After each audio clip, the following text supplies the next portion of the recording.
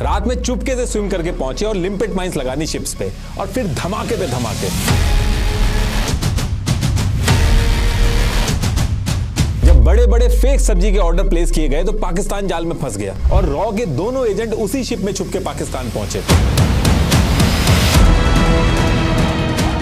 धोखा इसलिए हुआ क्योंकि मुक्ति वाहिनी के कमांडो डाल दिया ऑपरेशन एक्स में। रेडियो पे 2 गाने बजा के सिग्नल देंगे, उसी टाइम पे ऑपरेशन एक्स स्टार्ट कर देना।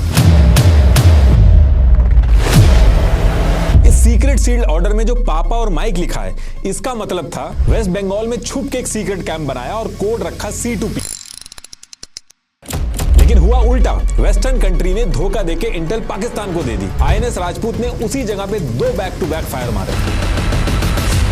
मैं वापस आऊं ना आऊं, लेकिन INS राजपूत जरूर वापस आएगा। आगे बढ़ने से पहले बात करते हैं आज के स्पॉन्सर उडू के बारे में। देखिए, काफी कंपनीज के HR डिपार्टमेंट्स में HR अच्छी क्वालिटी हायरिंग करने की जगह अपना मोस्टली टाइम वेस्ट कर देता है एक्सेल शीट्स पे डेटा मेंटेन करने में, या सैलरी पेरोल के रिकॉर्ड्स में हुई मिस्टेक्स को सुधारने में, और कुछ बेसिक काम जैसे leave approval, interview process follow-ups में। जबकि आज के टाइम में ये सब एक ही सिस्टम से बहुत इजीली ऑटोमेट हो सकता है। उडू के HR एप्स एग्जैक्टली यही करते हैं। अब आपको मैनुअली रिकॉर्ड्स रखने की नीड नहीं। इसमें सैलरीज, अटेंडेंस और लीव रिक्वेस्ट सब रियल टाइम में रिकॉर्ड होता है, जिसको आप मोबाइल ऐप से ट्रैक कर सकते हैं, जिससे एरर्स, मिस्टेक्स मिनिमम हो जाते हैं और आप फिर एक्चुअल बिजनेस ग्रोथ पे ध्यान दे सकते हो। इसके साथ साथ रिक्रूटमेंट के टाइम रिज्यूमेस, फीडबैक्स और अप्रूवल्स एक जगह ट्रैक होते हैं। ऑनबोर्डिंग के टाइम ID कार्ड, डॉक्यूमेंट्स और एसेट्स ऑटो मैनेज हो जाते हैं, और अप्रेजल्स एक ट्रांसपेरेंट सिस्टम से होते हैं। और सिर्फ उडू के HR ऐप्स ही नहीं, आप एक्सप्लोर कर सकते हैं पूरे उडू बिजनेस सूट को, जिसमें अकाउंटिंग, CRM, सेल्स और भी 45 प्लस एप्स एक साथ इंटीग्रेट होते हैं। और सबसे बड़ी बात, उडू HR के सारे एप्स को यूज करना है तो पर एम्प्लॉय सिर्फ 90 रुपीज के मंथली सब्सक्रिप्शन में अवेलेबल है। तो यूज उडू HR and grow your business, link is in the bio. तो टॉपिक पे वापस आते हैं। देखिए, ईयर 1971 का जो टाइम था, इस टाइम पे पाकिस्तान 2 पार्ट में था, वेस्ट पाकिस्तान और ईस्ट पाकिस्तान। और ये जो ईस्ट पाकिस्तान था, यानी कि आज का बांग्लादेश, यहाँ के लोग इनकी वेस्ट पाकिस्तान की लीडरशिप जो इनके साथ लैंग्वेज वगैरह को लेके भेदभाव कर रही थी, उसके खिलाफ ये सड़कों पे आ गए थे और प्रोटेस्ट कर रहे थे। और इन प्रोटेस्ट को रोकने के लिए पाकिस्तान की मिलिट्री ने 25 मार्च 1971 को एक बहुत बड़ा क्रैकडाउन स्टार्ट कर दिया था ईस्ट पाकिस्तान के अंदर। मास में मर्डर हो रहे थे। अब 25 मार्च को जब ये क्रैकडाउन शुरू हुआ तो ईस्ट पाकिस्तान के बॉर्डर से लोग इंडिया के अंदर घुसने लगे। और ये जो लोग इंडिया के अंदर घुस रहे थे, ये नंबर कम नहीं था। डेली 50,000 से ज्यादा रिफ्यूजी इंडिया में घुसने लगे थे। जगह जगह पे इंडिया को रिफ्यूजी कैंप तक बनाने पड़ रहे थे। और बहुत ही कम टाइम के अंदर ये जो रिफ्यूजी का नंबर था, ये 90 लाख से भी ऊपर पहुंच गया था। अब देखिए, सुनने में तो बहुत छोटी सी चीज लग रही है, लेकिन इसका बहुत बड़ा इंपैक्ट हो रहा था। पैसे का बहुत नुकसान हो रहा था। $700 मिलियन का बर्डन इंडियन गवर्नमेंट के ऊपर आ गया था।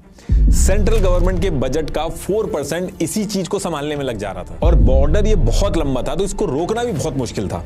लेकिन रिफ्यूजी के जो नंबर थे, वो बहुत तेजी से डे बाय डे बढ़ रहे थे, और इतनी तेजी से बढ़ रहे थे कि इंडिया की डेमोग्राफी तक चेंज होने का डर खड़ा हो गया था। मतलब कि इंडियन रीजन में आबादी बदलने तक का डर खड़ा हो गया था। अब इससे निपटने के लिए इंडिया ने बहुत सारे तरीके अपनाए, मल्टीपल जगह बात की, UN तक में गया, लेकिन उसके बाद भी कुछ हो नहीं पाया। और जब कोई रास्ता नहीं बचता है तो अप्रैल 1971 में प्राइम मिनिस्टर इंदिरा गांधी जी ने आर्मी, नेवी और एयरफोर्स तीनों के चीफ को बुला के तुरंत ईस्ट पाकिस्तान में मिलिट्री एक्शन लेने के लिए बोला। अब ये चीज जब तीनों चीफ्स के सामने रखी गई तो उन्होंने मना कर दिया कि हमें इस वॉर को जीतने के लिए टाइम चाहिए होगा, कि अगर ये वॉर हम अप्रैल 1971 की जगह दिसंबर 1971 में करेंगे तो श्योर शॉर्ट विक्ट्री होगी और डैमेज भी कम होगा। और फिर ये सारी चीजें डिस्कस होने के बाद इंदिरा गांधी जी प्रिपरेशन के लिए टाइम दे देती है। अब जब ये प्रिपरेशन का टाइम मिला तो इंडियन फोर्सेस का प्लान ये था कि ये जो 6-7 महीने मिले हैं प्रिपरेशन के लिए, इसमें पाकिस्तान को इतना वीक कर दिया जाए कि दिसंबर में जब वॉर हो तो एकदम आसानी से विक्ट्री हो। तो अगर आप यहां मैप पे देखोगे तो पाकिस्तान की मिलिट्री जो वेस्ट पाकिस्तान से ईस्ट पाकिस्तान पहुंच रही थी, उसके पहुंचने के 2 ही तरीके थे। एक एयर रूट था, दूसरा ये सी रूट था। तो 1 अप्रैल 1971 को तो इंडिया ने अपना एयर स्पेस तो ऑलरेडी बंद ही कर दिया था। अब दूसरा रास्ता बचा था sea route. Pakistan military East Pakistan में सारे जो मिलिट्री सप्लाई वगैरह थे वो इसी रूट से भिजवा रही थी। तो उस टाइम के इंडियन नेवी के हेड SM नंदा जी जो थे, वो ये चाहते थे कि कैसे भी करके इस सी रूट को भी बंद कर दिया जाए, ताकि यहां से भी अगर हथियार वगैरह नहीं जाएंगे तो पाकिस्तान की मिलिट्री की सप्लाई लाइन वगैरह बंद हो जाएगी, तो ईस्ट पाकिस्तान ऐसे ही चारों तरफ से आइसोलेट हो जाएगा। अब ये प्लान तो अच्छा था, लेकिन इंडिया खुद डायरेक्टली इस चीज को नहीं रोक सकता था, ये एक्ट ऑफ वॉर माना जाता। तो इसके लिए अगले मंथ यानी कि मई 1971 को एक प्लान बनाया जाता है। वेस्ट बंगाल में एक प्लासी नाम से जगह है जहां एक सीक्रेट लोकेशन सेलेक्ट की जाती है और इस लोकेशन का कोड नेम था C2P। लेफ्टिनेंट कपिल और लेफ्टिनेंट दास इस सीक्रेट लोकेशन को मैनेज कर रहे थे और इस लोकेशन पे सारा कुछ सेटअप करने के बाद ईस्ट पाकिस्तान में जो मुक्ति बाहिनी के लोग पाकिस्तान की मिलिट्री के खिलाफ गुरिल्ला वॉरफेयर कर रहे थे, उनको इस C2P सीक्रेट कैंप में बुला के ट्रेनिंग दी जाती है, जिसमें इन मुक्ति बाहिनी के कमांडो को मैग्नेटिक लिम्पेट माइंस लगा के शिप्स को उड़ाना सिखाया गया।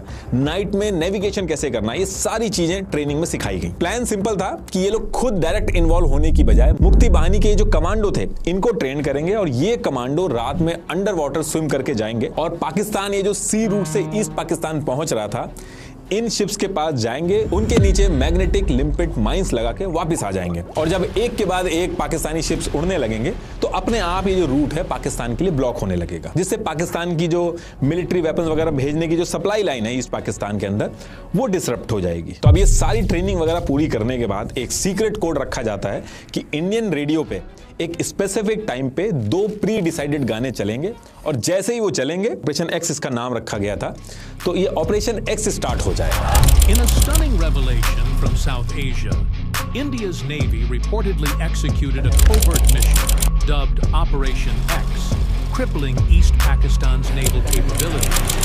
तो एज पर प्लान 15 अगस्त 1971 की रात को रेडियो पे एग्जैक्ट गाने बजते हैं और जैसे ही रेडियो पे ये गाने बज के सिग्नल मिलता है, मुक्ति बाहिनी के कमांडो चितगोंग, मोंगला, चांदपुर, इन सारे इलाकों से निकल के अंडर वाटर स्विम करके पाकिस्तान के शिप्स जो उस रूट पे चल रहे थे उनके पास पहुंचते हैं, मैग्नेटिक लिम्पेट माइंस लगा देते हैं जो कि एक स्पेसिफिक टाइम पे ट्रिगर होकर ब्लास्ट करना था, जिसको इसका नाम ऑपरेशन एक्स रखा गया था। तो ये ऑपरेशन एक्स स्टार्ट जैसे ही होता है तो एक के बाद एक धमाके होने लगते हैं और 16 अगस्त 1971 को सबसे ज्यादा नुकसान होता है। MV अल अब्बास और MV हार्मोज ये सब उड़ जाते हैं। करीब 19,000 टन आर्म्स और एम्यूनिशन का नुकसान हुआ। ये जो 19,000 टन का जो नंबर है ये आपको अलग अलग जगह पे चेंज भी मिल सकता है, जो सबसे ज्यादा लिखा गया मैंने वो यूज किया। अब ये जो ऑपरेशन एक्स स्टार्ट हुआ था, जो बैक टू बैक पाकिस्तान की शिप्स पे धमाके हो रहे थे और ये पता भी नहीं चल रहा था कि कैसे हो रहे हैं धमाके, शिप्स के अंदर शिप्स जा रही हैं और धमाके हो जा रहे हैं, तो पाकिस्तान बहुत हैरान हो गया था, उसको समझ में नहीं आ रहा था कि ये हो क्या रहा है। पाकिस्तान की सारी मिलिट्री सप्लाई लाइन जो थी, जो ईस्ट पाकिस्तान में जा रही थी, वो डिसरप्ट होती जा रही थी। 100 से ज्यादा वेसल्स में ब्लास्ट हो चुके थे।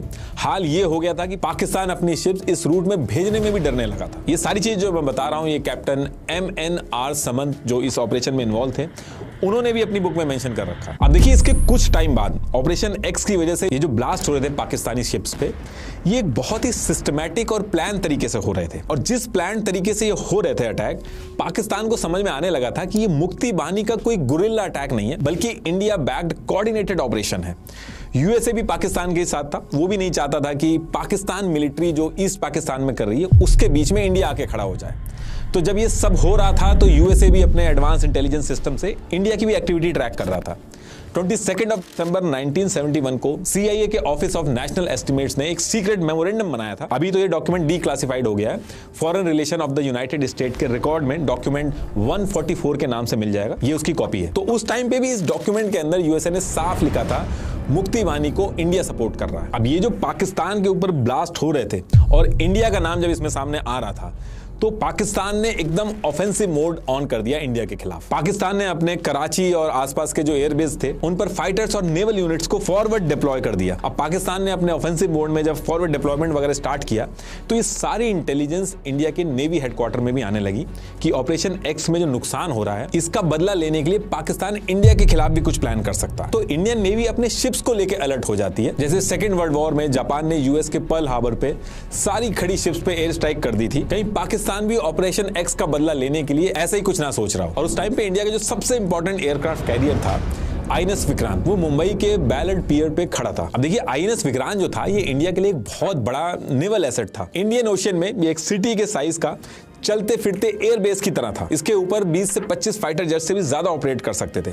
वॉर के अंदर अकेले INS विक्रांत पूरी बाजी पलटने का दम रखता था, इसलिए इसको सेफ रखना बहुत जरूरी था। लेकिन सेम टाइम पे एक दिक्कत और थी इसमें कि INS विक्रांत में कुछ रिपेयर का काम भी बचा था। इसके एयरक्राफ्ट उड़ाने के लिए कैटापुल्ट लॉन्चर जो था उसमें दिक्कत थी और इसके A1 बॉयलर के मल्टीपल वाटर ड्रम भी रिपेयर होने थे और उनके स्पेयर पार्ट वगैरह जो थे वो ब्रिटेन से मंगवाने पड़ते थे और 3-4 साल से ज्यादा का टाइम लग जाता। तो आईएनएस विक्रांत को कहीं सेफ लोकेशन पे छुपाना है या वॉर के लिए रेडी करना है, इन सारी चीजों को लेकर मल्टीपल डिस्कशन होने लगे कि इसको सेफ रखा जाए या फिर इसको वॉर में उतारा जाए। और इंडियन नेवी के अंदर सबका यही कहना था कि आईएनएस विक्रांत का रिपेयर होना भी पेंडिंग है, तो इसको आगे जो वॉर होनी है उसमें इन्वॉल्व करना सही डिसीजन नहीं होगा। लेकिन इंडियन नेवी के हेड एसएम नंदा और वाइस एडमिरल हीरानंदानी सबके अगेंस्ट जाते हैं और वो कहते हैं कि ये हमारा सबसे पावरफुल वेपन है, इसको जरूर वॉर में उतारना चाहिए, और रही बात रिपेयर की तो इसको हम वॉर रेडी बना देंगे। और फिर मल्टीपल डिस्कशन के बाद इस चीज को लेकर अप्रूवल मिल जाता है। और जैसे अप्रूवल मिलता है तो आईएनएस विक्रांत जो मुंबई के बैलेट पियर पे खड़ा था उसको मुंबई के कोबाल पोर्ट पे शिफ्ट करके रिपेयर का काम स्टार्ट कर दिया जाता है। और जब ये रिपेयर हो जाता है उसके बाद आईएनएस विक्रांत को पहले कोबाल पोर्ट से कोचिन, फिर कोचिन से मद्रास बे ऑफ बंगाल में शिफ्ट कर दिया जाता है। और यहां पहुंचने के बाद आईएनएस विक्रांत एक सेफ रेंज में आ जाता है, जिसके बाद ये मद्रास, विशाखापट्टनम और पोर्ट ब्लेयर के बीच जो 18,000 माइल्स का जो एरिया था वहां पे इसको सर्वेलेंस का काम दे दिया जाता है। अब आईएनएस विक्रांत जब ईस्ट कोस्ट पे पहुंचा तो इस चीज का इंटेल पाकिस्तान की नेवल इंटेलिजेंस को भी मिल जाता है। तो इस चीज को सुन के पाकिस्तान बहुत ज्यादा घबरा जाता है, क्योंकि एयर स्पेस ऑलरेडी बंद था। पूरा सी रूट पे पाकिस्तान के जो शिप थे उन पे धमाके हो रहे थे ऑपरेशन एक्स की वजह से। ऊपर से आईएनएस विक्रांत जो इतना इंपॉर्टेंट है इंडिया के लिए, उसको इंडिया ने ईस्ट कोस्ट में शिफ्ट कर दिया। तो पाकिस्तान का डर था कि अगर आईएनएस विक्रांत का यूज करके ईस्ट कोस्ट पे पूरा नेवल ब्लॉकेट लगा दिया तो ईस्ट पाकिस्तान से पाकिस्तान की मिलिट्री का पूरा कंट्रोल हट जाएगा, और ये जो सारी रीएनफोर्समेंट, वेपन सप्लाई, ये सारी चीजें जो ईस्ट पाकिस्तान में हो रही हैं इस रूट से, ये भी बंद हो जाएंगी। और ईस्ट पाकिस्तान जहां ऑलरेडी मुक्ति बानी के कमांडो इतनी ज्यादा लड़ाई कर रहे हैं और वहां पे जब ये सारी सप्लाईज पहुंच नहीं पाएंगी तो ईस्ट पाकिस्तान के हाथ से निकल जाएगा। और ये वो टाइम था कि यहां से पाकिस्तान ने फैसला कर लिया था आईएनएस विक्रांत का अगर टाइम रहते कुछ नहीं किया तो ईस्ट पाकिस्तान इनके हाथ से जाना तय है। और ये जो डर था पाकिस्तान का आईएनएस विक्रांत को लेके, ये आगे चल के सही भी होता है। तो ये सारी चीजें होने के बाद अब यहां से पाकिस्तान सारी चीजें छोड़ के आईएनएस विक्रांत को रास्ते से हटाने का प्लान बनाना स्टार्ट करता है। अब देखिए, पाकिस्तान के पास कोई एयरक्राफ्ट कैरियर तो था नहीं, लेकिन इसके पास 4 सबमरीन थी, जिसमें से 3 सबमरीन जो थी हैंगूर, मैंग्रो और शुशुक, ये तो शॉर्ट रेंज वाली सबमरीन थी पाकिस्तान के पास। तो ये आईएनएस विक्रांत के पास पहुंच के वहां जाके डैमेज करना इतना पॉसिबल नहीं था इनके लिए। लेकिन जो इनकी चौथी सबमरीन थी वो एक लौती लॉन्ग रेंज सबमरीन थी पाकिस्तान के पास, जो आईएनएस विक्रांत के पास पहुंच के उस पर हमला करके उसको रास्ते से हटा सकती थी। और इस सबमरीन का नाम था पीएनएस गाजी। पीएनएस गाजी को पानी के नीचे डिटेक्ट करना बहुत ज्यादा मुश्किल था। और ये जो पीएनएस गाजी है ये पहले यूएसए के पास थी, तब इसका नाम यूएसएस डियाब्लो था। लेकिन जब ईयर 1961 में इंडिया के पास आईएनएस विक्रांत आया था तो इसको काउंटर करने के लिए ईयर 1963 में यूएसए ने सिक्योरिटी असिस्टेंस प्रोग्राम एसएपी के अंडर इसको पाकिस्तान को लीज पे दे दिया था। और फिर पाकिस्तान ने इसका नाम बदल के पीएनएस गाजी S-130 कर दिया था। तो पाकिस्तान के पास सबसे बेस्ट ऑप्शन पीएनएस गाजी था आईएनएस विक्रांत को रास्ते से हटाने के लिए। तो सितंबर 1971 आते आते पाकिस्तान की लीडरशिप ये फैसला ले चुकी थी कि अब पीएनएस गाजी को बे ऑफ बंगाल भेज के आईएनएस विक्रांत को गिराना होगा। लेकिन दिक्कत ये थी कि ये जो पीएनएस गाजी था इसकी भी हालत बहुत खराब थी, पुराना हो गया था ये, और इसके मार्क 14 टॉर्पीडोज में एक टेक्निकल इशू चल रहा था। और करीब 1 वीक पहले जब पीएनएस गाजी को एक शॉर्ट पेट्रोलिंग के लिए अरेबियन सी में भेजा गया तो मैकेनिकल इशू की वजह से बीच रास्ते से वापस बुलाना पड़ गया था। तो पीएनएस गाजी में ये जो सारे इशू चल रहे थे, इसकी वजह से पाकिस्तान की नेवी पीएनएस गाजी को बे ऑफ बंगाल में मिशन के लिए भेजने के लिए मना कर रही थी। लेकिन उसके बाद भी पाकिस्तान की लीडरशिप मानती नहीं है, वो अपना फैसला बना चुकी थी और प्रिपरेशन स्टार्ट करा देती है। अब पाकिस्तान को ये तो पता था कि INS Vikrant bay of Bengal में था, लेकिन एग्जैक्ट लोकेशन नहीं पता थी। और इसको पता करने के लिए क्या किया इन्होंने, एक वेस्टर्न कंट्री थी उसके एयरक्राफ्ट को बहाने से मद्रास के पास भेजा गया और फिर मद्रास के पास पहुंच के एयरक्राफ्ट में कुछ टेक्निकल प्रॉब्लम का बहाना बना के इमरजेंसी लैंडिंग की रिक्वेस्ट की इंडिया से। अब जब उस वेस्टर्न कंट्री के एयरक्राफ्ट ने इस तरीके की इमरजेंसी लैंडिंग की रिक्वेस्ट करी तो इंडिया मना नहीं कर सकता था, उसको अलाउ करना पड़ा। और फिर इस एयरक्राफ्ट ने मद्रास पोर्ट पे उतरने के बाद आसपास के एरिया में मल्टीपल टेस्ट ड्राइव करी सही करने के बहाने से, और उसी बीच में इसको आईएनएस विक्रांत दिखा, उसकी पिक्चर्स ली इन्होंने, कोऑर्डिनेट्स वगैरह लिए, और फिर सेम वीक में ये जो आईएनएस विक्रांत की कॉन्फिडेंशियल डिटेल्स थी इसको पाकिस्तान नेवल वॉरफेयर के डायरेक्टर कैप्टन अब्दुल वाहिल भूमल को भेज दी। तो इस तरीके से अब पाकिस्तान के पास आईएनएस विक्रांत है कहां पे उसकी डिटेल्स भी आ गई थी। और ये जो वेस्टर्न कंट्री थी, कौन सी वेस्टर्न कंट्री का ये एयरक्राफ्ट था इसका पता नहीं चल पाया, जहां भी लिखा गया वहां वेस्टर्न कंट्री मेंशन है। इसके बाद डेट आती है 8 ऑफ नवंबर 1971 और इस दिन को कैप्टन जफर मोहम्मद खान, जो कि 1965 की वॉर में पीएनएस गाजी का टॉर्पीडो ऑफिसर भी था, इस मिशन के लिए इसको सेलेक्ट कर लिया जाता है, पीएनएस गाजी का कमांडिंग ऑफिसर बना दिया जाता है, और फिर बेसिक डिटेल्स जो थी आईएनएस विक्रांत की वो इसको दे दी जाती हैं। और फिर 1 वीक बाद 14 ऑफ नवंबर 1971 की डेट फिक्स कर दी जाती है कि इस दिन पीएनएस गाजी अपने मिशन पे जाएगा। और फिर सारी प्रिपरेशन के बाद डेट आती है 14 नवंबर 1971। इस दिन पीएनएस गाजी को मिशन के लिए निकलना था और पीएनएस गाजी में सीईओ कैप्टन जफर मोहम्मद खान के साथ 93 मेंबर थे, जिसमें से 11 ऑफिसर्स थे। ये अपना निकलने की तैयारी स्टार्ट कर देते हैं। लेकिन जितने भी ये लोग थे, इनमें से किसी को भी ये नहीं बताया गया था कि एग्जैक्टली क्या करना है। मिशन की जितनी भी डिटेल्स थी उसके लिए नेवल हेडक्वार्टर ने इनको सील्ड ऑर्डर हैंड ओवर कर दिए थे और एक लोकेशन के कोऑर्डिनेट्स दे दिए थे जिस जगह पे जाके इन सील्ड ऑर्डर्स को खोलना था। और इसके साथ ये भी कहा था कि किसी वजह से इन कोऑर्डिनेट्स पे पहुंचने में डिले हो जाए या कोई कम्युनिकेशन ब्रेक हो जाए तो इस सील्ड ऑर्डर को उस केस में खोल लेना, आपको पता चल जाएगा कि एग्जैक्टली करना क्या है। और इस ऑर्डर में एग्जैक्टली लिखा क्या था उसकी कॉपी भी आपको आगे दिखाऊंगा अभी। तो अभी तक पीएनएस गाजी में जितने भी लोग थे उनको बस इतना पता था कि आईएनएस विक्रांत के आसपास पेट्रोलिंग करनी है, डिटेल्स इकट्ठी करनी है, इससे ज्यादा डिटेल्स नहीं पता थी। तो इसके बाद पाकिस्तान का नेशनल एंथम वगैरह बजता है और यहां से पीएनएस गाजी निकलता है और निकलते ही राइट टर्न लेता है और 84 डिग्री ईस्ट लॉन्गिट्यूड की तरफ जाने के लिए इंडिया का जो बॉर्डर था उससे 400 नॉटिकल माइल की जो डिस्टेंस थी वो मेंटेन करता है और 20 नॉट्स पर आवर की स्पीड से चलना स्टार्ट कर देता है ताकि इंडियन सर्वेलांस इसको डिटेक्ट ना कर पाए। पीएनएस गाजी में जितने लोग बैठे थे इनको बिल्कुल आइडिया नहीं था कि आगे क्या होने वाला है। ये एग्जैक्ट रूट था और 2 दिन बाद 16 नवंबर 1971 को ये यहां तक पहुंच जाते हैं। ये लोग day by day INS Vikrant की लोकेशन की तरफ बढ़ते हैं। अब जब गाजी इस रूट पे इधर निकलता है तो Indian navy already Karachi, Lahore, Rawalpindi और इधर ढाका के जितने कम्युनिकेशन सिग्नल थे उनको ट्रैक कर रहा था। और उस टाइम पे इंडियन नेवी के पास हाईटेक कंप्यूटर्स नहीं थे, लेकिन एक स्मार्ट रेडियो डायरेक्शन फाइंडर था।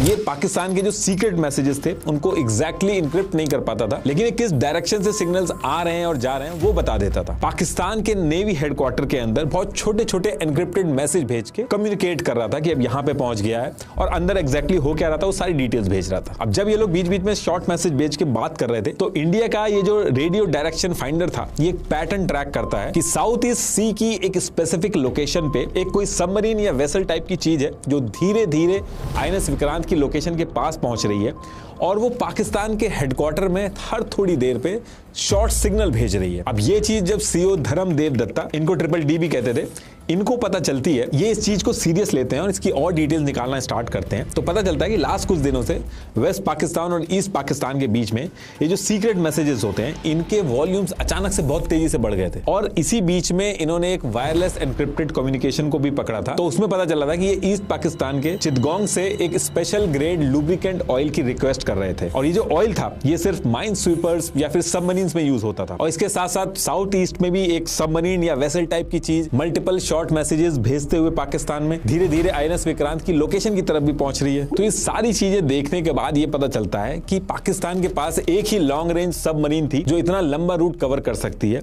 और वो थी गाजी। और इंडिया के पास पीएनएस गाजी की frequency, habits, power level, antenna pattern, इनकी डिटेल्स ऑलरेडी थी, उसको भी मैच किया गया तो पीएनएस गाजी से मैच हुई वो। तो यहां से सीईओ धर्मेंद्र देव दत्ता ट्रिपल डी इनको कंफर्म हो गया था कि सबमरीन पीएनएस गाजी है जो आईएनएस विक्रांत को मारने के लिए आगे बढ़ रही है। और सेम टाइम पे इंडिया के पास एक और इंटेल आता है कि पाकिस्तान के कराची पोर्ट पे एक नया सर्वेलांस सिस्टम लग रहा है। अब वॉर के टाइम पे ऐसे कोई नया इक्विपमेंट आ जाता है किसी दूसरे देश के पास तो वो गेम चेंजर बन जाता है, इसलिए इसकी डिटेल्स भी पता करनी बहुत जरूरी थी। तो हुआ क्या था कि सेम रूट पे जो इंडिया और पाकिस्तान का था, यहाँ पे इंडियन कस्टम डिपार्टमेंट ने एक इंडियन डॉक्टर जिसका नाम कवासजी था उसको स्मगलिंग करते हुए पकड़ा था। तो आरएनएडब्ल्यू ने इसको जेल से उठा के इससे डील वगैरह करी और टास्क दिया कि सेम रूट पे जैसे पहले पाकिस्तान जाता था शिप लेके वैसे ही दोबारा जाना है, बस जाते टाइम हमारे 2 बंदे शिप के अंदर ले जाने हैं। और ये दोनों जो थे ये रॉ के एजेंट थे जिनका कोड नेम था रॉड और मूरियार्टी। तो एज पर प्लान कॉसी जो था वो सेम रूट पे इन दोनों एजेंट्स को लेके पाकिस्तान के पोर्ट पे जाना स्टार्ट करता है। और फिर वहां पहुंचने के बाद ये जो दोनों एजेंट थे वहां पे फोटोग्राफ्स वगैरह लेना स्टार्ट करते हैं और जो शिप थे उनकी काउंटिंग वगैरह स्टार्ट करते हैं। और फोटोग्राफ जब ये ले रहे थे तो इसी टाइम पे इनकी नजर एक स्ट्रक्चर पे पड़ती है जिसके ऊपर एंटी एयरक्राफ्ट डिफेंस बैटरी लगी हुई थी। अब देखिए ये चीज थोड़ी सी अनयूजुअल थी क्योंकि ऐसी एंटी एयरक्राफ्ट गन्स और रेडार सिस्टम पीस टाइम पे नहीं दिखते हैं, इमरजेंसी या फिर वॉर के टाइम पे ही दिखती हैं। तो ये जो इंटेल थी ये सारी इंटेल भी इंडियन नेवी के पास पहुंचा दी जाती है। तो ये सारी चीजों को जब जोड़ा गया तो यहां से समझ में आ गया कि पाकिस्तान मन बना चुका है वॉर का। और ये जो PNS Ghazi bay of Bengal की तरफ बढ़ रहा है, जैसे ही आईएनएस विक्रांत को गिराएगा उसके बाद पाकिस्तान वॉर स्टार्ट कर देगा। तो यहां से इंडिया भी अपनी प्रिपरेशन तेज कर देता है और पीएनएस गाजी जो बे ऑफ बंगाल की तरफ बढ़ रहा था एग्जैक्टली वो है कहां, उसकी लोकेशन पता करना बहुत इंपॉर्टेंट हो चुका था इंडिया के लिए। और पीएनएस गाजी जो था वो 16 नवंबर 1971 को ये जो ओखला पोर्ट है इसको क्रॉस कर चुका था और यहीं से अपने कोऑर्डिनेट्स वगैरह भेज के पाकिस्तान के हेडक्वार्टर में इन्फॉर्म भी किया था इसने। और फिर इसके बाद कोलंबो की तरफ जाना स्टार्ट करता है। नेवल एयरफील्ड जो थी गोवा की वहां पे पहुंचा, फिर कर्नाटका पहुंचा, फिर मैंगलोर पोर्ट की तरफ पहुंचा। इन सब को क्रॉस करता हुआ 18 नवंबर 1971 की रात को कोचीन पोर्ट जो कि केरला में था, यहाँ पे एक आइलैंड के पास पहुंचता है। और नेक्स्ट डे 19 नवंबर 1971 को ये यहाँ से होते हुए श्रीलंका के ट्रिनकोमल्ले पोर्ट पर पहुंचता है और यहाँ पे अपनी रिफ्यूलिंग और क्लीनिंग वगैरह स्टार्ट करा था। टोटल 2200 नॉटिकल माइल की जर्नी जो थी वो अभी तक कर चुका था। अब यहाँ से कमांडर जफर को जो सीक्रेट सील्ड ऑर्डर मिले थे उनको खोलना था। उनमें से एक लेटर पे लिखा था ओपन एट हाई सीज। तो ये जो सीक्रेट सील्ड ऑर्डर थे इनको कैप्टन जफर खोलता है और इसमें 2 टास्क कंप्लीट करने को लिखे थे। एक लिखा था go to Madras and sink INS Vikrant और दूसरा टास्क ये था कि इन केस आईएनएस विक्रांत को सिंक ना किया जा सके तो विशाखापट्टनम पोर्ट के आसपास पहुंच के माइंस बिछानी है। तो ये जो दूसरा टास्क लिखा हुआ था, ये जो इंडिया ऑपरेशन एक्स के थ्रू पाकिस्तान के शिप्स उड़ा रहा था, उसका बदला लेने के लिए दूसरा टास्क सेट किया गया था। इसीलिए उन सीक्रेट ऑर्डर्स में लिखा गया था कि किसी वजह से अगर पहला टास्क पूरा ना हो पाए तो हर हाल में विशाखापट्टनम पोर्ट के पास माइंस जरूर लगानी है। तो यहां से पीएनएस गाजी की जो टीम थी और कमांडर जफर था उसको एग्जैक्ट आइडिया लगा था कि इनको यहां पे आईएनएस विक्रांत को गिराने के लिए भेजा गया है। तो कमांडर जफर अपने टास्क को पूरा करने के लिए धीरे धीरे करके आईएनएस विक्रांत की तरफ बढ़ना स्टार्ट करता है। और वहीं दूसरी तरफ जो इंडियन इंटेलिजेंस थी, इनको पता चल चुका था कि PNS Ghazi bay of Bengal तक पहुंच चुका है। और वो इसलिए पता चल चुका था क्योंकि पीएनएस गाजी इस पूरे रास्ते में शॉर्ट मैसेजेस, जिसको शॉर्ट एचएफ बर्स्ट भी कहते हैं, इसके थ्रू पाकिस्तान हेडक्वार्टर से बीच बीच में अपना ट्रांसमिशन ओपन करके बात कर रहा था। तो इन शॉर्ट मैसेजेस को पकड़ने में तो इंडिया के लिए दिक्कत हो रही थी। तो इंडिया क्या कर रहा था उस समय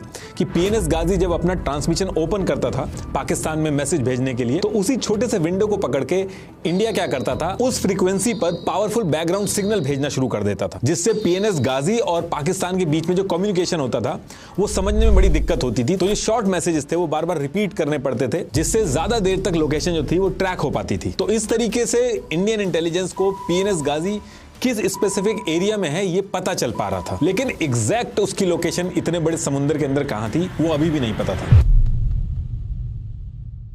तो अब इसके बाद 28 नवंबर 1971 को गाजी अपने मिशन को पूरा करने के लिए श्रीलंका से निकल चुका था आईएनएस विक्रांत को मारने के लिए। और श्रीलंका से निकलने के बाद 2 दिन तक ट्रैवल करता है और 22 नवंबर 1971 को वो मद्रास के एरिया में पहुंच के आईएनएस विक्रांत को ढूंढने लगता है। तो अब पीएनएस गाजी जब मद्रास के एरिया में पहुंच चुका था तो जो इंडिया की ईस्टर्न नेवल कमांड थी, इन्होंने क्या कर रखा था, मद्रास पोर्ट के आसपास जो फिशिंग कम्युनिटी रहती है उनमें से कुछ लोगों को बेसिक ट्रेनिंग वगैरह दे रखी थी, जिसमें इनको ऑयल स्लीक, स्नॉर्केल या फिर सबमरीन के ट्रेस से रिलेटेड कुछ भी दिखता था तो ये लोग उसको पहचान जाते थे और जो नियरेस्ट नेवल आउटपोस्ट होती थी उसको रिपोर्ट कर देते थे। तो जब पीएनएस गाजी मद्रास पोर्ट पे पहुंच के आईएनएस विक्रांत को ढूंढ रहा था तो उसी टाइम पे कुछ मछुआरे जो थे उन्होंने रिपोर्ट कर दिया था कि उनको किसी बड़ी सी सबमरीन के ट्रेस दिखे। तो ये जो ट्रांसमिशन की डिटेल्स थी और फिशिंग कम्युनिटी के जो इंटेल्स थे, इन सबको मिला के ये चीज पता चल चुकी थी कि पीएनएस गाजी अब मद्रास के पोर्ट के आसपास ही कहीं पे आ चुका है। और जैसे इस चीज के बारे में वाइस एडमिरल एन कृष्णन को पता चलता है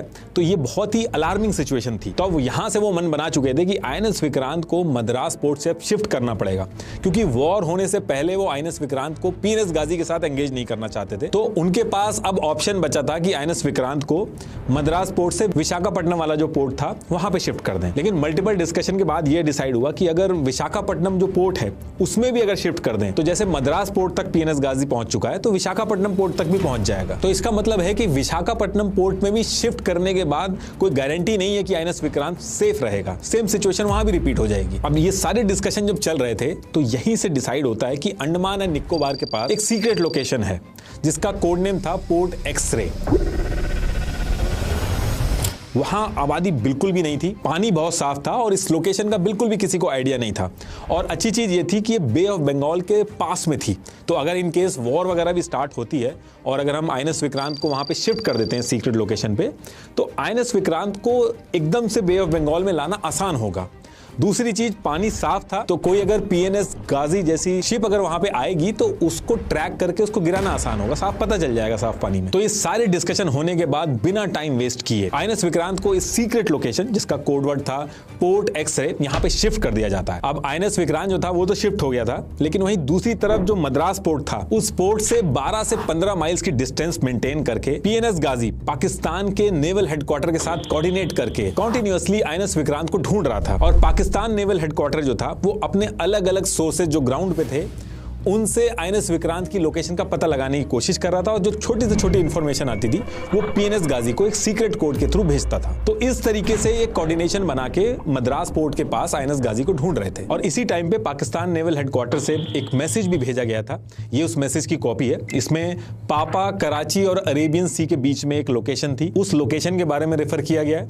ऐसे इसमें माइक जो है वो मद्रास का कोड नेम रखा गया है। इस तरीके के मैसेजेस भेज के ये लोग आपस में कोऑर्डिनेट कर रहे थे और आईएनएस विक्रांत को ढूंढ रहे थे। अब एक तरफ ये पाकिस्तान मद्रास पोर्ट के पास आईएनएस विक्रांत को ढूंढ रहा था, वहीं दूसरी तरफ वाइस एडमिरल एन कृष्णन चाहते थे कि पीएनएस गाजी मद्रास पोर्ट की जगह अगर किसी तरीके से विशाखापट्टनम पोर्ट के पास आ जाए तो उसको मार के गिराना आसान होगा, क्योंकि विशाखापट्टनम पोर्ट पे इंडियन नेवी का स्ट्रांग होल्ड था। टेक्निकल कैपेबिलिटी विशाखापट्टनम पोर्ट की बहुत ही अच्छी थी। सोनार, हाइड्रोफोन्स, एंटी सबमरीन वॉरफेयर इक्विपमेंट्स, ये सारे यहाँ पे थे। और जियोग्राफी भी ऐसी थी कि एक बार गाजी इधर आ जाता तो नेचुरल एस्केप के जो रूट्स थे वो बहुत कम हो जाते गाजी के पास। तो विशाखापट्टनम के पास गाजी को मारना ज्यादा आसान था। तो अब यहाँ से वाइस एडमिरल एन कृष्णन एक प्लान बनाते हैं। ये जानबूझ के रेडियो कम्युनिकेशन पे ऐसे बात करते हैं जैसे पाकिस्तान को लगे कि आईएनएस विक्रांत विशाखापट्टनम पोर्ट के ही पास है। इन्होंने एकदम बेसिक एनक्रिप्टेड कम्युनिकेशन की ताकि पाकिस्तान इजीली उनको क्रैक करके ये कम्युनिकेशन ट्रेस कर सके और उसको ये लगे कि आईएनएस विक्रांत जो है वो विशाखापट्टनम पोर्ट पे आ चुका है। और इसके साथ साथ एक चीज और की इन्होंने, विशाखापट्टनम पोर्ट के आसपास जानबूझ के बल्क में सब्जी के आइटम जो थे वो बहुत ज्यादा ऑर्डर कर दिए। जब बड़े शिप्स आते हैं, जैसे आईएनएस विक्रांत जितना बड़ा शिप जब आता है तो पोर्ट के आसपास सब्जी वगैरह और खाने की बहुत जरूरत होती है, बल्क में रखना पड़ता है, तो ऑर्डर्स भी बड़े होते हैं। हाल ये कर दिया गया था विशाखापट्टनम पोर्ट पे, ऐसा लगने लगा था जैसे सब्जी मंडी खुल गई है, इतने ज्यादा ऑर्डर प्लेस कर दिए गए थे। और इसकी वजह से आसपास के एरिया में ये डिस्कशन स्टार्ट हो गया था कि आईएनएस विक्रांत जो है वो विशाखापट्टनम पोर्ट पे आने वाला है। तो जो लोकल पाकिस्तानी एजेंट्स जो थे वहां तक भी बात पहुंच गई और उन्होंने ये इंटेल पाकिस्तान तक भी पहुंचा दिया। तो ये जो मल्टीपल कोशिश की गई पाकिस्तान को यकीन दिलाने के लिए कि आईएनएस विक्रांत जो है वो विशाखापट्टनम पोर्ट पे है, 25 नवंबर 1971 को ये कोशिश कामयाब हुई। इस दिन ये सारे इंटेल पाकिस्तान नेवल हेडक्वार्टर में पहुंचे और सेम डे यानी कि 25 नवंबर 1971 को रात को 11:07 पे इन्होंने पीएनएस गाजी को एक सीक्रेट मैसेज भेजा। Occupy zone victory with full dispatch, intelligence indicates carrier in port. ये उस मैसेज की कॉपी है। अब ये मैसेज मिलते ही कैप्टन जफर बिना कुछ सोचे ये रूट पकड़ के मद्रास से विशाखापट्टनम पोर्ट 340 माइल्स दूर था उस तरफ निकल जाता है। और इस बार जब पीएनएस गाजी विशाखापट्टनम पोर्ट की तरफ निकलता है तो इससे पहले जो वो शॉर्ट मैसेजेस में बात कर रहा था,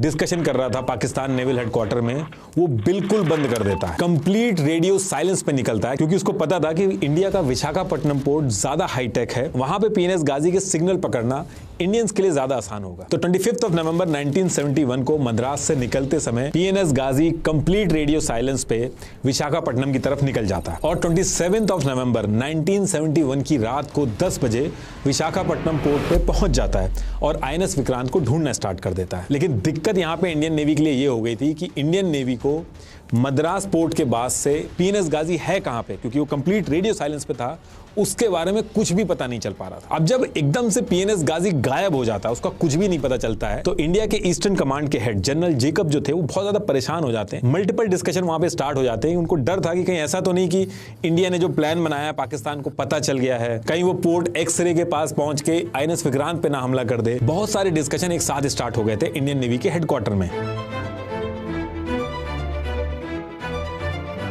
अब देखिए इंडिया के मैप पे अगर आप विशाखापट्टनम पोर्ट को देखोगे तो वो ये यहाँ पे है।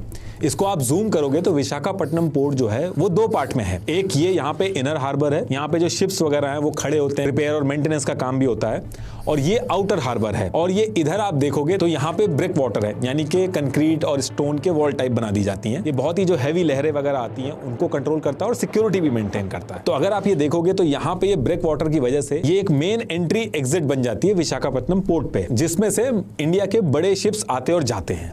और पीएनएस गाजी इसी एंट्री के पास पहुंच चुका था और यहां पहुंचने के बाद पीएनएस गाजी का जो कैप्टन था जफर, उसके पास 3 ऑप्शन थे। एक ऑप्शन ये था कि विशाखापट्टनम पोर्ट का जो इनर हार्बर है इस तरफ आईएनएस विक्रांत को ढूंढता हुआ जाए और जहां पे आईएनएस विक्रांत दिखे उस पे टॉर्पीडो यानी कि अंडर वाटर मिसाइल जो है वो फायर करके उड़ा दे उसको। लेकिन विशाखापट्टनम पोर्ट का जो इनर हार्बर था वहां पे वाटर लेवल कम था, 15 मीटर की गहराई थी, तो यहाँ पे पीएनएस गाजी पकड़ा जाता, उसको उड़ा दिया जाता। तो इस वजह से पीएनएस गाजी 2.1 नॉटिकल माइल से ज्यादा पोर्ट के अंदर नहीं जा सकता था।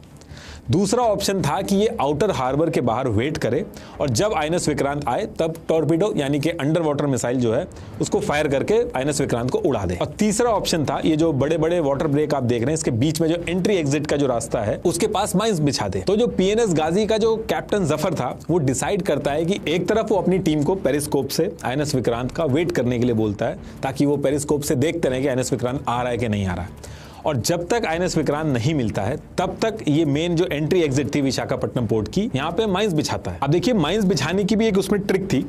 जब भी अब बड़ी शिप्स होती हैं जैसे आईएनएस विक्रांत है, जब भी ये मूव करते हैं तो उसके आगे कॉन्वॉय चलता है, तो अगर माइंस ऐसे ही डायरेक्ट लगा देंगे कॉन्वॉय का पहला शिप आके इस माइन से टकराएगा और वो उड़ जाएगा, लेकिन आईएनएस विक्रांत बच जाएगा। तो ये जो अंडर वाटर माइंस थी इनके अंदर भी नंबर सेट होते हैं। जैसे अगर 10 नंबर सेट कर दिया तो 10 बार शिप जाएगी उस पर तो कुछ नहीं होगा, और 11वीं शिप जब जाएगी तो उसमें धमाका होगा। तो कैप्टन जफर के पास जितनी भी डिटेल्स थी उसके हिसाब से वो 20 नंबर इन माइंस पे सेट करके माइंस लगाना स्टार्ट करता है। दूसरी टीम कॉन्टिन्यूसली पेरिस्कोप से आईएनएस विक्रांत को ढूंढ रही थी। तो 28 नवंबर 1971 को कैप्टन जफर यहीं आउटर हार्बर के पास माइंस लगाना स्टार्ट करता है और हर माइन के बीच में 150 मीटर का गैप रखता है और 30 मीटर की डेप्थ मेंटेन करता है। और एक माइन को लगाने में कम से कम 30 से 50 मिनट का टाइम लगता है। तो करीब 40 से 50 मिनट के अंदर ये अपनी पहली माइन लगा लेता है और फिर इसके बाद दूसरी माइन लगाना स्टार्ट करता है। और जैसे ही दूसरी माइन लगा रहा होता है, जो दूसरी टीम थी जो पेरिस्कोप लेके नजर रख रही थी आईएनएस विक्रांत को ढूंढ रही थी, उनको दूर से एक शिप आता हुआ दिखता है। एक्चुअल में आईएनएस विक्रांत नहीं था, आईएनएस मगर था जो अपने नॉर्मल रिपेयर वर्क के लिए विशाखापट्टनम पोर्ट की तरफ आ रहा था। अब जब पेरिस्कोप में इनको ये शिप दूर से आता हुआ दिखता है तो इनको लगता है कि जब तक वो पास में आएगा तब तक ये दूसरी माइन लगा लेंगे, लेकिन यहाँ पे इनसे मिसकैलकुलेशन हो जाती है। जब तक ये दूसरी माइन लगाते उससे पहले ही शिप इनके पास में आ गया और जैसे ही पास में आया तो इमरजेंसी में पीएनएस गाजी को लेफ्ट साइड में डाइव लगवाई वरना टक्कर हो जाती। और जैसे ही 2400 टन से ज्यादा वेट के गाजी ने सडन डाइव मारी तो एकदम वो डिसबैलेंस हो गया और सीधे नीचे जाके सी के फ्लोर से जाके लगा और लगने के बाद वहीं से फंस जाता है। बहुत ट्राई करता है निकलने की लेकिन वहां से निकल नहीं पाता और गाजी के एक साइड के कुछ मेटल के पार्ट टूट के पानी में चले जाते हैं। और क्योंकि इसका झटका इतना तेज था तो गाजी के अंदर जो टॉर्पीडो ट्यूब्स थी जहां से अंडर वाटर मिसाइल फायर होती है उन सब की पोजीशन हिल जाती है। तो पीएनएस गाजी फंसा तो पड़ा ही था, साथ में ये भी डर खड़ा हो गया था कि मिसाइल जो है वो कभी फायर हो सकती थी। और ये जो आप लोकेशन देख रहे हो ये यहाँ पे एक पीएनएस गाजी फंस चुका था। इस लोकेशन के एग्जैक्ट कोऑर्डिनेट्स थे 17 degree 40.8 minute north, 83 degree 21 minute east. दूसरी माइन तो लग नहीं पाई थी लेकिन जो एक माइन बिछाई थी इन्होंने वो ऐसे ही लगी रही। ये 1972 में जाके फटी थी लेकिन इस टाइम पे नहीं फटी। अब गाजी तो यहाँ फंसा पड़ा था। 28, 29 और 30 नवंबर 3 दिन तक पाकिस्तान नेवल हेडक्वार्टर में गाजी से कोई कांटेक्ट नहीं हो पा रहा था। उनको बिल्कुल भी आइडिया नहीं था कि गाजी आखिर है कहां पे। अब देखिए जो सबमरीन्स होती हैं उसके अंदर 2 लॉग बुक मेंटेन होती हैं। एक नेविगेशन लॉग जिसमें सबमरीन की सारी जर्नी, टाइम, पोजीशन, स्पीड ये सब रिकॉर्ड होती है। दूसरी ऑपरेशनल और इंजीनियरिंग लॉग होती है जिसमें उनके फंक्शंस और एक्शन वगैरह रिकॉर्ड होते हैं। तो इसकी नेविगेशन लॉग जो थी वो तो सेम जगह पे रुकी हुई थी लेकिन ऑपरेशनल और इंजीनियरिंग लॉग जो थी वो मेंटेन रही, जिससे आगे चल के भी ये चीज कंफर्म हुई थी कि ये यहाँ पे फंसा हुआ था लेकिन स्टिल वो एक्टिव था। अब ये जो पीएनएस गाजी से कोई कॉन्टैक्ट नहीं हो पा रहा था, ये बहुत बड़ी मुसीबत खड़ी हो गई थी पाकिस्तान के लिए। एयर स्पेस बंद था, नॉर्मल जो सी रूट था उसमें ऑपरेशन एक्स के चलते ब्लास्ट हो रहे थे, शिप्स उधर साइड जाने में डर रहे थे।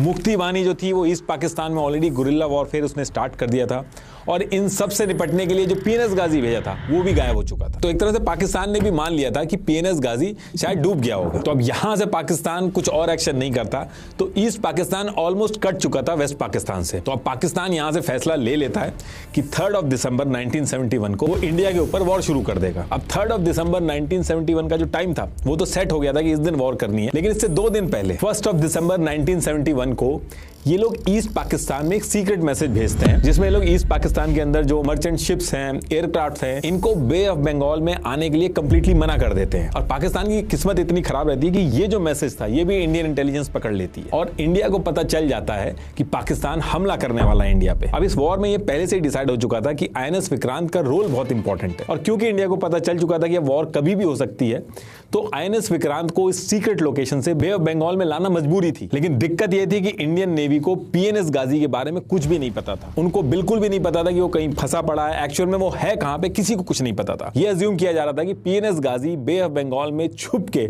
आईएनएस विक्रांत का वेट कर रहा है और जब पाकिस्तान वॉर स्टार्ट करेगा तब पीएनएस गाजी एक्टिव होगा। तो आईएनएस विक्रांत को बे ऑफ बंगाल में लाना भी था और पीएनएस गाजी से बचाना भी था। तो इससे निपटने के लिए क्या किया जाता है कि एक पुराना डिस्ट्रॉयर शिप था आईएनएस राजपूत, ये विशाखापट्टनम पोर्ट पे आया हुआ था। इसको कुछ टाइम के अंदर डीकमीशन होना था, मतलब कि एक्टिव ड्यूटी से हटना था।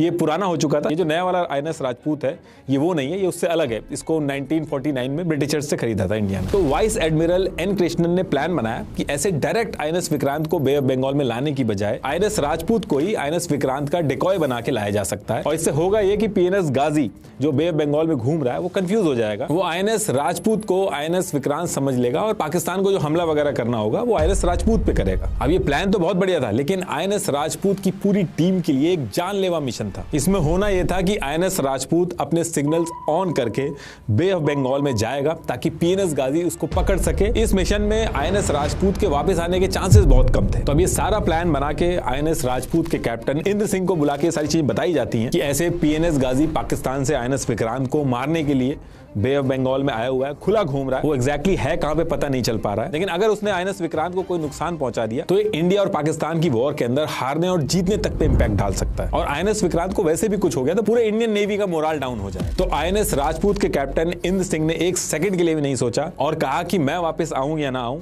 आईएनएस राजपूत जरूर वापस आएगा। और आईएनएस राजपूत की पूरी टीम बिना कुछ सोचे इस जानलेवा मिशन के लिए प्रिपरेशन स्टार्ट कर देती है। और अगले ही दिन 2 दिसंबर 1971 को तुरंत आईएनएस राजपूत आईएनएस विक्रांत का डिकॉय बनके विशाखापट्टनम पोर्ट से मद्रास वाले रूट पे जाना स्टार्ट कर देता है, जहां उनको लगता है कि पीएनएस गाजी मिल सकता है। पूरे रास्ते आईएनएस राजपूत जो था उसके सिग्नल्स का वॉल्यूम बहुत हाई रखा गया ताकि आसानी से पीएनएस गाजी पिक कर ले उसको। जो बड़े एयरक्राफ्ट होते हैं जैसे आईएनएस विक्रांत, इनके सिग्नल्स हाई रहते हैं। इसके साथ साथ फेक रेडियो कम्युनिकेशन भी किए गए और ये बोला गया कि आईएनएस विक्रांत मद्रास की तरफ आ रहा है, तैयारी शुरू कर दो। यहां तक कि मद्रास पोर्ट के जो naval officer in-charge captain Duckworth थे, इनको एन कृष्णन ने एक ओपन कॉल करके कहा कि आईएनएस विक्रांत मद्रास आ रहा है, खड़े होने की जगह बना दीजिए। और ये मैसेज जब कैप्टन डकवर्थ को मिला तो वो बहुत ही हैरान हो गए कि एन कृष्णन ने कितनी बड़ी गलती कर दी, ओपनली ये लाइन बोल दी। अब इसके बाद काफी टाइम तक आईएनएस राजपूत जो था वो सिग्नल अपने ऑन करके पूरे रूट पे घूमता है, लेकिन कुछ नहीं होता है। अब देखिए, शुरू में मैंने आपको बताया था कि गाजी जब सी फ्लोर पे टकराया था तो कुछ मेटल के पार्ट टूट के गिर गए थे और वो पानी में फ्लोट होने लगे थे। तो वो मेटल के जो पार्ट थे, वो जो फिशिंग कम्युनिटी थी जो ऑलरेडी ट्रेन थी, उनको ये पार्ट मिल गए। उन्होंने ये पार्ट उठा के इंडियन नेवी को दिए और एन कृष्णन ने जब इन मेटल पार्ट्स को रिव्यू करवाया तो ये पता चला कि ये पीएनएस गाजी के पार्ट है। और यहां से एन कृष्णन ने एज्यूम कर लिया कि पीएनएस गाजी डूब गया है और आईएनएस विक्रांत अब सेफ है, उसको बे ऑफ बंगाल में लाया जा सकता है। और आईएनएस राजपूत जो था, जो इतनी देर से घूम रहा था अपने सिग्नल ऑन करके, उसको वापस आने को कह दिया जाता है। 3 दिसंबर 1971 का दिन आ गया था। इस दिन INS Vikrant bay of Bengal में पहुंच चुका था और पाकिस्तान और इंडिया दोनों पीएनएस गाजी को डूबा हुआ मान चुके थे। लेकिन पीएनएस गाजी डूबा नहीं था, वो विशाखापट्टनम पोर्ट के पास फंसा हुआ था। पीएनएस गाजी के जो कैप्टन थे, टीम थी, वो सब जिंदा थी। और फिर सेम डे 3 दिसंबर 1971 को पाकिस्तान वॉर शुरू कर देता है। इंडिया के 8 से ज्यादा एयरफील्ड, अमृतसर, अंबाला, आगरा, अवंतीपुर, पठानकोट, श्रीनगर, इन सब जगह बैक टू बैक हमला कर देता है। In a dramatic escalation of hostilities, Indian forces have launched coordinated strikes across East Pakistan today as refugees continue to pour into India that could reshape South Asia. और Indian navy क्या करती है, उसकी जो ईस्टर्न फ्लीट थी including INS Vikrant, इसको east Pakistan की तरफ लगा के पूरी तरीके से नेवल ब्लॉकेट कर देती है। अब एक तरफ वॉर चल रही है, दूसरी तरफ पीएनएस गाजी नीचे फंसा हुआ है और तीसरी तरफ आईएनएस राजपूत विशाखापट्टनम वाले रूट से, जिस तरफ गाजी फंसा हुआ था, उस तरफ से वापस आने लगता है ताकि ईस्टर्न फ्लीट जो थी उसको जाके ज्वाइन कर सके। अब रात में 11:40 पे आईएनएस राजपूत जब वापस आ रहा था और विशाखापट्टनम पोर्ट के पास पहुंचता है जहां पे गाजी फंसा हुआ था, तो आईएनएस राजपूत के सोनार रूम के अंदर जो टीम थी, उन्होंने राइट साइड में सोनार वाइब्रेशन डिटेक्ट करी, मतलब कि साउंड वेव्स और प्रेशर डिस्टर्बेंस डिटेक्ट की। ये वाइब्रेशन एक्चुअल में गाजी की थी, जो बार बार ऊपर आने की कोशिश कर रहा था, उसकी थी। अब क्योंकि वॉर चल रही थी इंडिया पाकिस्तान के बीच में, तो आईएनएस राजपूत की टीम ने बिल्कुल भी रिस्क नहीं लिया। जिस लोकेशन से वाइब्रेशन आ रही थी उसके पास पहुंच के कैप्टन इंद्र सिंह ने 2 डेप्थ चार्ज फायर करवाए। बहुत ही हैवी होते हैं। जब ये 2 डेप्थ चार्ज फायर हुए तो बहुत जोर से धमाका हुआ और आसपास जो लोग थे उनके घरों में हल्का अर्थक्वेक भी आ गया। इस पूरे समुद्र वाले एरिया में हैवी वाइब्रेशन स्टार्ट हो गई और इसकी वजह से हुआ ये कि गाजी के अंदर जो टॉर्पीडो ट्यूब्स थी जो ऑलरेडी अपनी लोकेशन से हट चुकी थी, हिल चुकी थी, वो अपने आप फायर हो जाती हैं। तो उसकी भी बहुत तेज आवाज आती है। अब वो कहां जाके लगी ये नहीं पता चल पाया, लेकिन बहुत हैवी आवाज के साथ वो फायर हो जाती है। और फिर थोड़े टाइम बाद आईएनएस राजपूत की टीम ने देखा तो जिस जगह से वाइब्रेशन आ रही थी वो बंद हो जाती है और आईएनएस राजपूत के कैप्टन जो थे ये सारी डिटेल एनक्रिप्शन जो थे उनको भेज के आगे बढ़ जाते हैं। अब अगले दिन सुबह के टाइम में जो लोकल मछुआरे थे सेम एरिया से उनको मेटल और लाइफ जैकेट मिलती है। उन लाइफ जैकेट्स पे USS डायब्लो लिखा था। ये नाम पहले गाजी का था जब यूएसए के पास था। अब ये चीज जब पता चलती है तो नेक्स्ट डे 4 दिसंबर 1971 की मॉर्निंग में 12:15 पे सेम लोकेशन जहां आईएनएस राजपूत ने 2 डेप्थ चार्ज किए थे वहां पे आईएनएस अक्षय और कमांड क्लियरेंस डाइविंग टीम को भेजा। ये लोग क्या करते हैं, इनके पास पीएनएस गाजी की हर एंगल से फोटोग्राफ थी, उनको लेते हैं अपने साथ और सेम जगह पे नीचे जाते हैं और हर एंगल से जो नीचे सबमरीन थी उसको मैच करते हैं। और फिर इसके बाद 5 दिसंबर 1971 को 9:14 पे ये लोग कंफर्म करते हैं कि नीचे 17 degree 40.8 minute north, 83 degree 21 minute east में डूबी हुई जो सबमरीन है वो पीएनएस गाजी ही है। इसके बाद और भी मल्टीपल टीम गई गाजी का एनालिसिस करने। पीएनएस गाजी को जब खोला गया तो उसके अंदर डेड बॉडीज मिली, एक बुक भी मिली जिसका नाम था हाइड्रोग्राफिक करेक्शन बुक, उस पे पीएनएस गाजी लिखा हुआ था। गाजी की लॉग बुक मिली, घड़ी मिली जो 12:15 पे रुकी थी एग्जैक्टली तभी जब आईएनएस राजपूत ने फायर किया था। इसके साथ साथ जो कॉन्वर्सेशन हुई थी, जो सीक्रेट कोड ट्रांसफर हुए थे पीएनएस गाजी और पाकिस्तान नेवल हेडक्वार्टर में, वो सीक्रेट कोड भी मिले, आइडेंटिटी प्रूफ्स मिले, कुछ लॉग बुक्स मिली, मशीन इन्फो, ये सारी इंफॉर्मेशन कलेक्ट करके इंडियन नेवी हेडक्वार्टर में पहुंचा दी जाती है। डीप एनालिसिस होता है, हर एक चीज को मैच किया जाता है और फिर उसके बाद ये पूरी कहानी जो मैं आपको बता रहा हूँ निकल के आती है। ये गाजी की ओरिजिनल फोटोग्राफ है और जब एक एक चीज मैच होने के बाद ये पूरी डिटेल कंफर्म हो जाती है तो उसके बाद हमारे डिफेंस मिनिस्टर पार्लियामेंट में गाजी के साथ क्या हुआ ये सबको बताते हैं। पीएनएस गाजी के खत्म होने के बाद 1971 की जो वॉर थी उसमें आईएनएस विक्रांत ने बहुत बड़ा रोल प्ले किया, जिसकी वजह से 93,000 पाकिस्तानी सोल्जर्स को वॉर में सरेंडर करना पड़ा, जो सेकेंड वर्ल्ड वॉर के बाद सबसे बड़ा सरेंडर था। और जो पाकिस्तान के 2 टुकड़े हुए, जो ईस्ट पाकिस्तान था वो बांग्लादेश बना। लास्ट में एक बार फिर से आपको बता दूं कि उडू बिजनेस सूट जिसमें एचआर, अकाउंटिंग, CRM, सेल्स ऐसे 45+ एप्स इंटीग्रेटेड हैं बड़े और छोटे हर बिजनेस के लिए, उसको जरूर ट्राई करें। Thank you.